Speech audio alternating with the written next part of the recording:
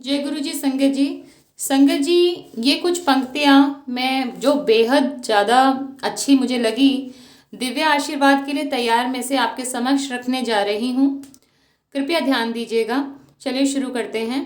कोई भी व्यक्ति बिना कष्टों का सामना किए आध्यात्मिक रूप से जागृत नहीं हो सकता। यह आवश्यक है। अगर हम कष्टों का सामना नहीं कर रहे हैं तो हम अध्यात्म के मार्ग पर कहीं भी नहीं जा रहे।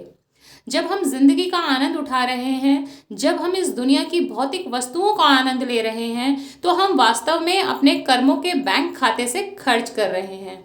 लेकिन जब हम कष्ट झेलते हैं तो हम अपने इसी खाते में जमा कर रहे हैं। इसलिए केवल एक गरीब, कमजोर और बीमार व्यक्ति ही दूसरों को आशीर्वाद देने की स्थिति में होता है। इसी तरह वो बुजुर्ग जो उम्र के साथ आई शारीरिक दुर्बलता के कारण कष्ट सहते हैं, उनको भी आशीर्वाद देने की शक्ति मिल जाती है। जब हम उनकी देखभाल करते हैं, हमें उनसे आशीर्वाद प्राप्त होते हैं। हमारे माता पिता, हमारे बड़े बुजुर्ग भी हमें आशीर्वाद दे सकते हैं, क्योंकि उन सब ने भी कष्ट सहन किए हैं।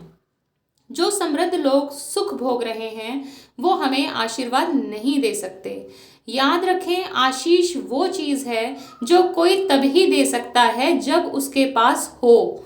कष्ट हमें ताकतवर बनाते हैं। कष्टों के सहन करने से हमारा कर्मों का खाता बढ़ता है और वो हम दूसरे के साथ बांट सकते हैं। कभी भी कष्टों को अवांछित ना समझें। कभी कभी ये वर्तमान में चल रहे कष्ट या जल्द ही आने वाले कष्ट ही हमारे लिए गुरुजी के दरबार का दरवाजा खोल देते हैं। अगर गुरुजी की संगत के रूप में मैं भी हमें कष्टों का सामना करना पड़ रहा है, तो इस बात पर यकीन रखिए कि यह गुरुजी की ही बनाई योजना का हिस्सा है। यह हमें हमारे कर्मों के बोझ से मुक्ति दिलाने के लिए और हमें योग्य संगत बनाने के लिए ही है।